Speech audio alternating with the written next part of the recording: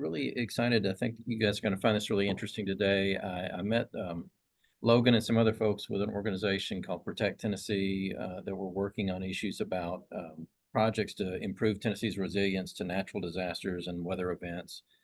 Actually, they were over at the legislature one day, and we started talking, and then I've had a couple of chances to meet with them and see some of the things that projects they're trying to bring into Tennessee. That I think could certainly be of benefit to counties from an emergency management standpoint, for our highway departments, for a number of folks. So I will turn things over to Logan if you want to introduce yourself and the rest of your folks here with us, and we'll get things started. Yeah, absolutely. First, thanks, David, so much for organizing this and letting us be a part of your monthly call here. I'm really excited to share some innovative technology that is really on the forefront of predicting flooding and helping counties and cities and other folks make better decisions when it comes to mitigating their flood risk. Again, my name is Logan Matthews, and I've been working with a coalition of local elected officials, county EMA folks, city mayors, and just regular citizens who are concerned about the frequent natural disasters that the state is seeing, and figuring out ways that we can be better prepared, not only to respond to those, but to get ahead of those in terms of mitigation and resilience planning. And so have identified a few initiatives this year that we're really excited about. I'll touch on one really briefly, called the Resilient Tennessee Revolving Loan Fund, which is a piece of legislation that's moving through the legislature right now. It's passed the Senate already and is moving through the House committees. What this bill will do is it will allow TEMA to establish a revolving loan fund that municipalities and counties will be able to access financing through to help them match their local share of federal hazard mitigation and other resilience grants. And so as counties continue to look at their budgets and crunch the numbers, this will give them a new opportunity to look ahead towards some of the risks that their counties and cities face, and access some of that funding to get the federal grants that otherwise might be out of reach. So we're really excited to see that moving as a Protect Tennessee coalition. One of the other items that we were really excited to see and we're currently supporting is the Flood Predictor Tool, which we'll see a demo presentation here from the folks at Stantec here in just a second. The Flood Predictor Tool, like I mentioned earlier, is an innovative piece of technology that's already been deployed through a pilot program in West Tennessee. We're supporting an appropriations request at the legislature to bring this tool under TEMA so that they will be able to map the rest of the state, better understand our state's flood risk, and ultimately give access to the tool to folks like yourselves who are working to identify areas of risk, working to figure out how to get ahead of flooding before it impacts roads, schools, bridges, and other critical infrastructure. And so really excited to see how this tool may be deployed in counties across the state, and excited to hear y'all's questions and insights on how you may use this in the future. So Catherine and Susan, I'll kick it over to you all, and let you all take it away. Thanks, Logan. Appreciate that. I'll introduce myself and let Catherine introduce herself as well. I'm Susan Marlowe, and I am with Stantec. Stantec is a multidiscipline consulting and engineering firm. And my role at Stantec in our innovation office is to help promote our new technology that's coming out of our innovation office. And one of the things that Catherine and I both are working on is the TM plan for the Tennessee Economic and Community Development, and that's what we're going to show you today. My background is in GIS and information management. So for those of you that have ever used the Tennessee Base Map program, that would be the thing that would probably be one of the things I would be most known for. Before joining Stantec, I owned a company called Smart Data Strategies in Franklin, and we are the ones that we were a joint venture partner in creating the Tennessee Base Map. So when you pull up the property maps and the orthophotography and that sort of thing in your area, those are maps that we worked on back in like 2007, 2008, when that was going on. So, but today we're here to talk about strengthening Tennessee's resilience to disasters and show you some of what we've done. Catherine, can you introduce yourself as well? Hi there, I'm Catherine Osborne. I help support Susan in our innovation office. My background is hydrology and hydraulics engineering and working primarily with the FEMA Risk Map program as well. So happy to talk to you all today. That's awesome. So Catherine, if you would, Catherine's going to run the show here. So as I'm sure probably almost everybody on this call has experienced some type of flooding, or if you haven't experienced it yourself, you know someone that has. And so we know that we're getting more frequent severe weather in our, not just our area, but all over the world. And so a few years ago, the TASER group did a study for just in Tennessee alone, and they found that $243 million a year is lost in property in the state of Tennessee. But of course, that is just in property damage and infrastructure damage and that sort of thing. You can't count how much it costs when a person dies in a flood, which is the most tragic thing of all. So what we've done is built some tools. We're going to show them to you today and walk you through what we've done in West Tennessee. So a few years ago, I guess it's been about 5 years ago now, we worked with the ECD, Economic and Community Development. I'm sure a lot of you probably know Brooksy Carlton and Kent Archer. We worked with them on their National Disaster Resilience Grant competition with HUD. And the state of Tennessee won $44.5 million to do 10 projects in West Tennessee. And they're all, I'm not going to walk down and talk about every single project. I'm sure there's probably some people on this call from Tennessee, from West Tennessee, that know about some of these projects. But the one that that we worked on the most, we managed the grant program for them, and we also helped set up a portal under the Hazard Mapping Assessment and Education that was led by the University of Memphis.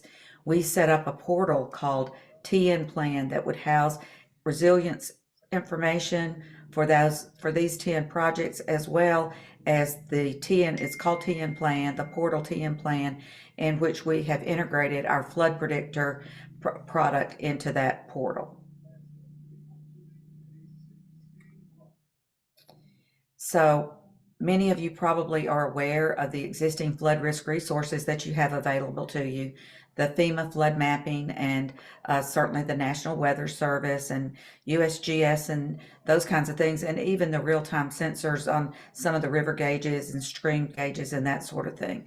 But go ahead, Catherine. But a lot of those resources have a lot of data gaps. And those data gaps can come in lots of different ways. It can be unmapped areas. You might have outdated or invalid study areas, and lots of areas where they don't have water gauges or gauges that are little to no instrumentation. But even more important to that is a predictive tool so that you know when the weather's coming and where the floods are potentially going to happen. So this is a map that FEMA puts out every year.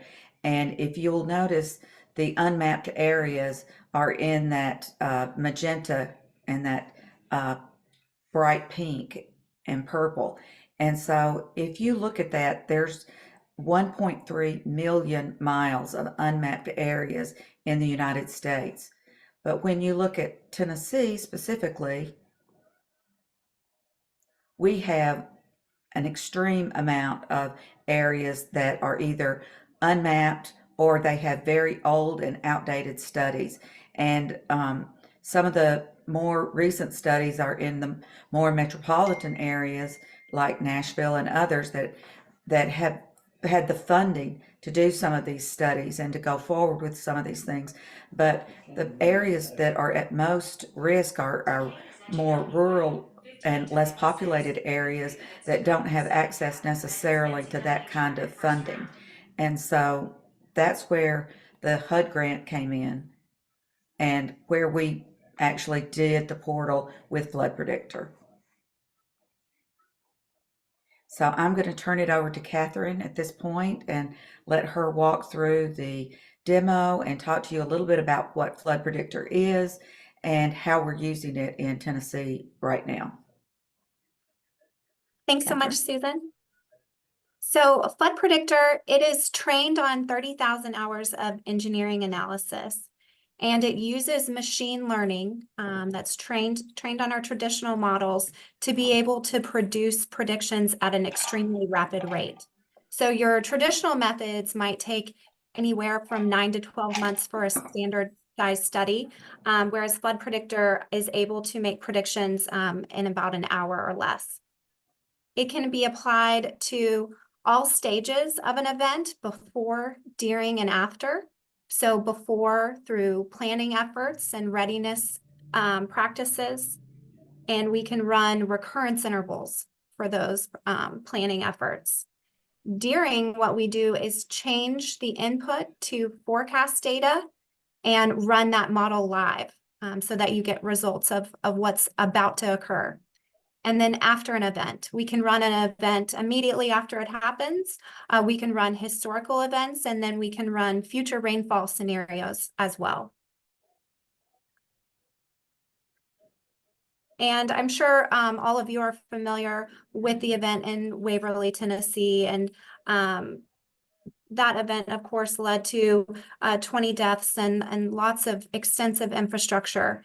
But it had an unprecedented amount of rainfall of 17 inches within 24 hours. And just to kind of review, the publicly available data sets that are available for that area, there is a recent FEMA study on Trace Creek. Of course, this would cover the 100 and 500-year events for the riverine portion. There are a couple gauges in Humphreys County, but there are no gauges on Trace Creek currently. And this is what the issue from the National Weather Service looked like the day prior to the event. Just to give you kind of an idea of what was forecast for Waverly, it was looking like at the beginning of the event about 8 inches of rainfall. But at the entire county level, you're looking at a range of anywhere from 6 to 20 inches that the potential could occur there. And then as the event rolled out, every few hours, the severity of the event became increasingly more intense. So it started out as a flash flood threat up until, a flash flood emergency, and then, of course, catastrophic flooding. So just to kind of show you, how frequently that storm was changing. This is what the output from Flood Predictor for the maximum amount forecast, the 20 inches of rain looked like. So you can see that these predictions go outside of the FEMA floodplain riverine boundary. And these are the depth predictions for that. So you can actually look at the predictions of depth on the roadways and on structures and critical facilities. And then this is the output of the probability of flooding compared to satellite imagery from the event. And it was actually flown the day after. So there are dark areas on the roadways where the floodwater had receded the following day, but you can tell where it was wet is the areas here in the darker shading. So if you compare the satellite imagery to that of Flood Predictor, you can see the areas that were wet on the roadway are having a high probability of flooding in the output. And then the areas that were dry have little to no probability of flooding here. And then this overtopping area, of course, had a high probability of flooding. And then you can also look at this neighborhood in this horseshoe shape here as having this high probability of flooding in the output. And of course, it was severely inundated in the actual event. So just to kind of give you an idea of the insights that you could gather by running the product of potential depth and potential probability. So I'd love to share with you what TN Plan Portal looks like. So what you're seeing here is accessible to emergency managers, community officials, mitigation planners, state and local officials. And the blue boundaries that you can see here represent the watersheds that have been analyzed. We model on a small watershed level, USGS HUC 12 size, about 40 square miles or so.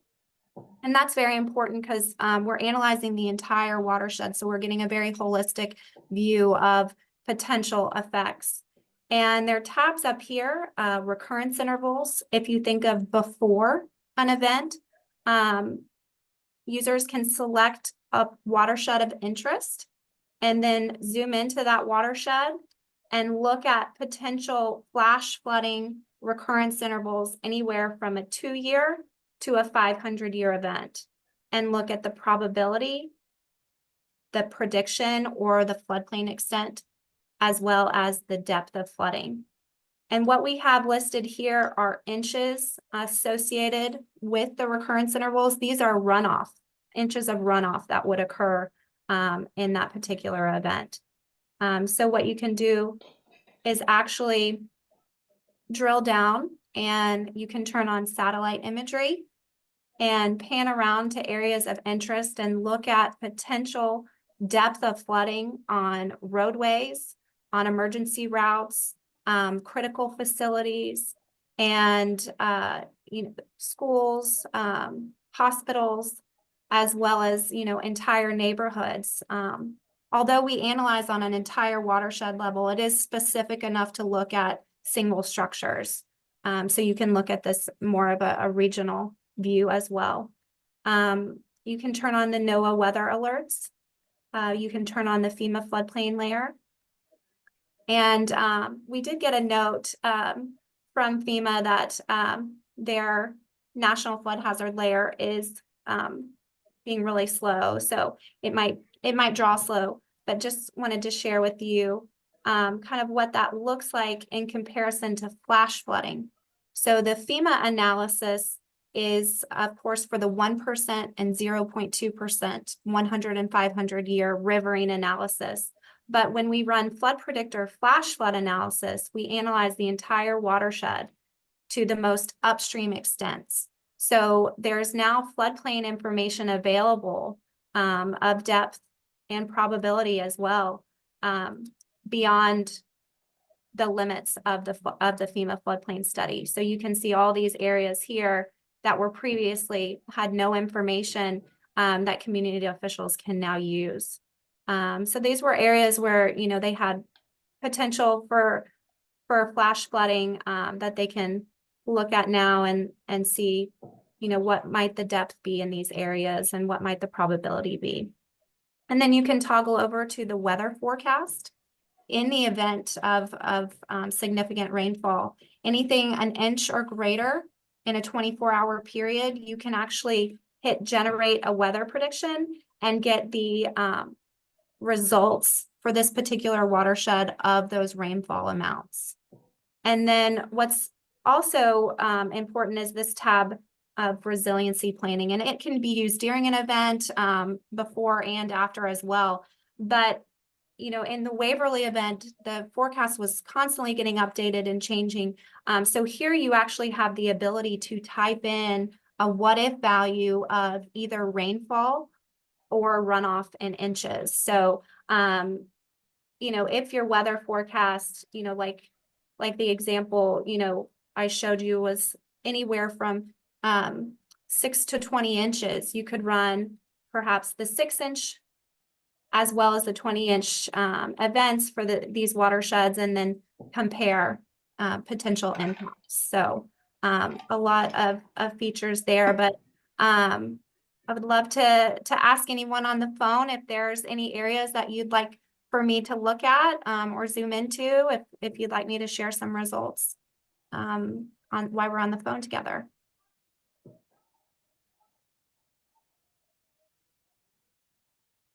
And you can unmute yourself and shout it out too if you have an address or anything you want me to go to. Hey, Catherine, could you back out to the map that shows which watersheds you've got currently mapped? Yes, absolutely. So it's the 6 most western counties here in the state. I'll change the base map just to make that a little bit easier to see. And then we've covered the 2 watersheds in Waverly and Humphreys County there.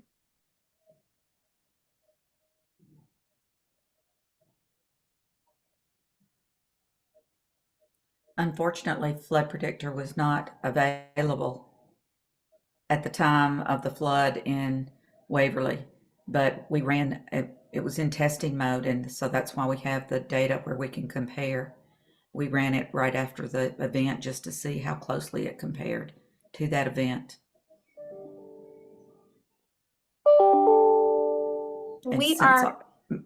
Yes, go ahead. I was just going to say, since most of you are, I think everybody on the phone may be from Tennessee, these are the far western counties that are on the Mississippi River. And so we know it's a situation in those particular areas. It's not if it will flood, it is when it will flood. It will get flooded at some point in those areas. And if you'd like to request access for you to review the site after the call, we're happy to provide that as well. So just share your email address that you would like to have access to, and you're welcome to use this. But you know, this is a great, outside of an emergency, this is a great planning tool. So I can share with you some additional examples here where outside of the FEMA floodplain, we've identified at-risk areas.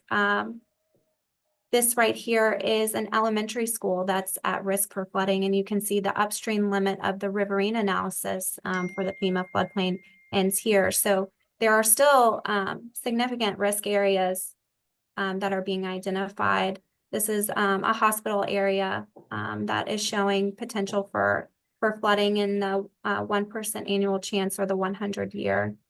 And this here is an example of a fire station that is at risk for flooding, flash flooding outside of the FEMA floodplain layer. So I'm just sharing a couple other potential use cases, but I'll go back a little bit and share with you. We have gone through extensive testing of Flood Predictor and its outputs.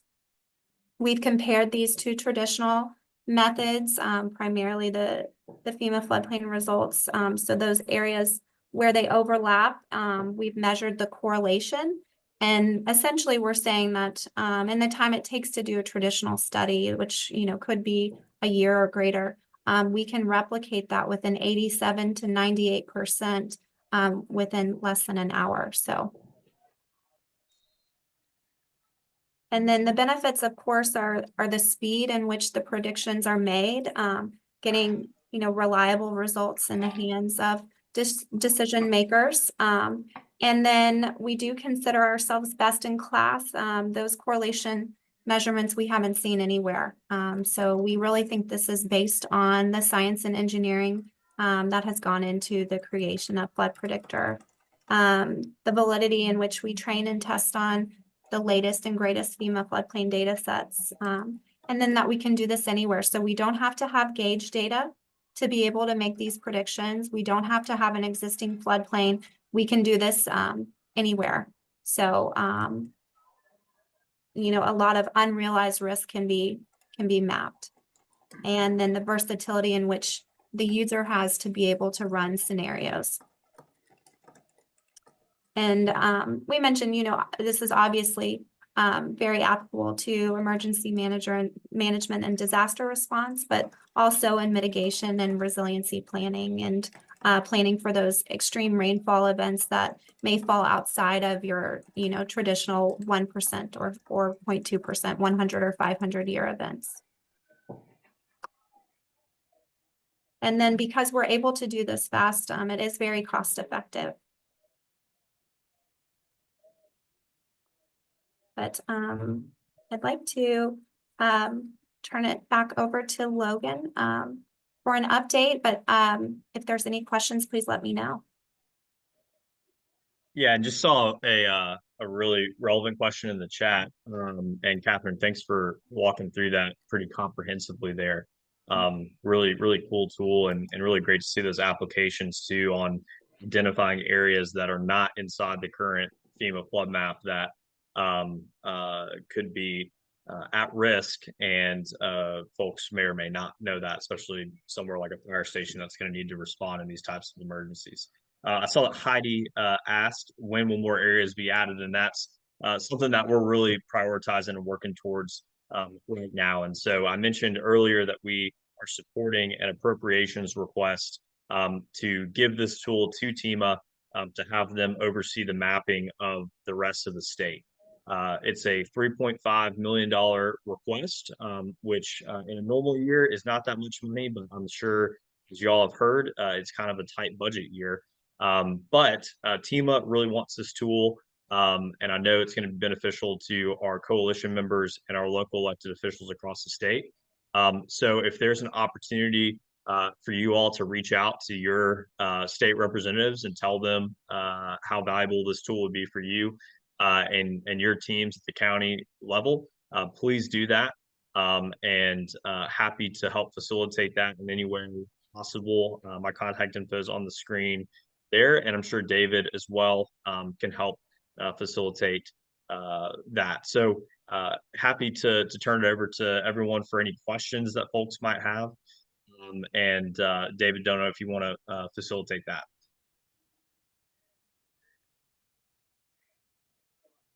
Sure, I'll hop on. I know we've got some folks on here from areas in West Tennessee that have been mapped, but also a lot of people from other parts of the state. I did see a couple of names that went in the chat as well. If you guys want to make record of those, or I can get them to you afterward as far as people that were requesting access to this. I took notes of those. Thanks. Okay. All right. Anybody out there with questions?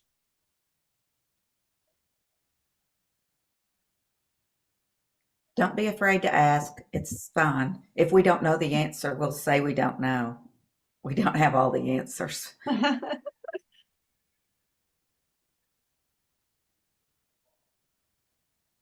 have a quiet bunch this afternoon, but there's a few other Oh, good. folks Thank popping you. up asking for access. So Great. Yes, feel free to hop on there and try it out. So we'll send you an email of how to access it. And we would definitely like to have your feedback. We've been working pretty closely with some of the emergency management people in West Tennessee that have access to it, and we're always updating the functionality, the features, and the functionality. So we have a product roadmap, and as we have requests from our customers, our clients, we prioritize those and put those on our roadmap, our product roadmap. And so this is very new. It's a very new product. It's a very new tool. Tennessee was very forward thinking at ECD in being our very first customer, which was pretty cool to have your own state on here. So really, really excited to get your feedback. Yeah, and just as Susan mentioned, Tennessee would be the first state in the country to have the entire state mapped and to have every local official and state official have access to this tool. And so really a chance for us to be kind of a leader in this space, and especially in kind of the southeastern region as well.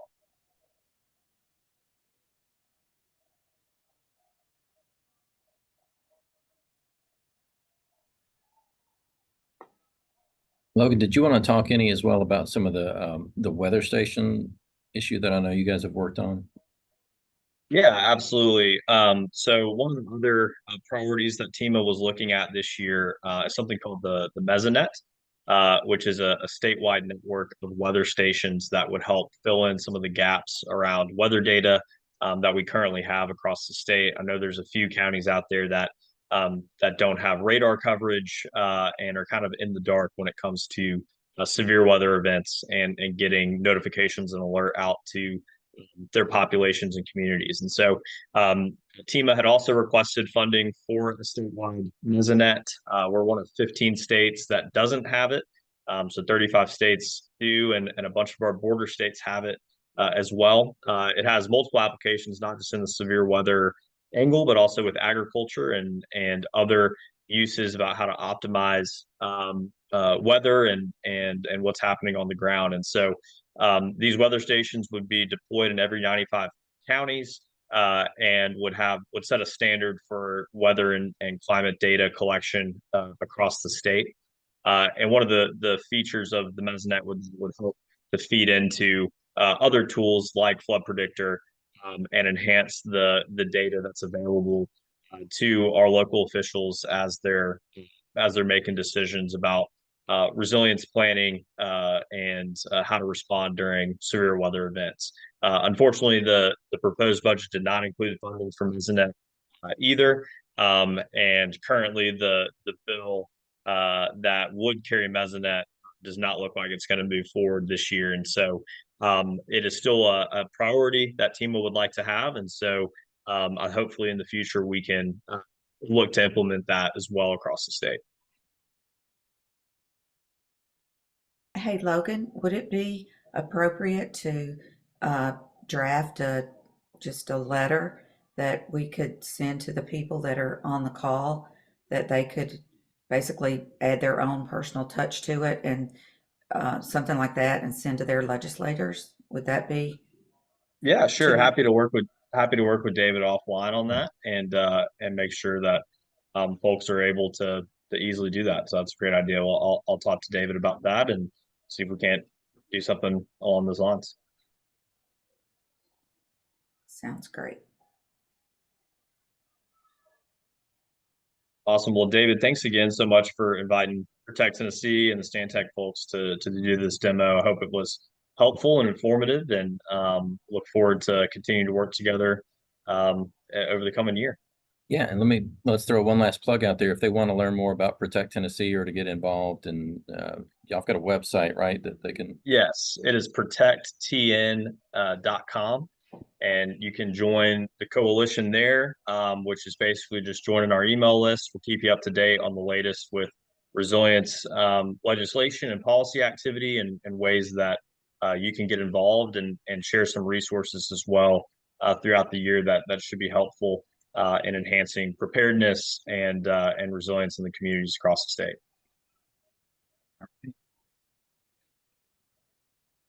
Well, thank you one more time, and appreciate everybody joining us this afternoon. Thank you so much for giving us the opportunity.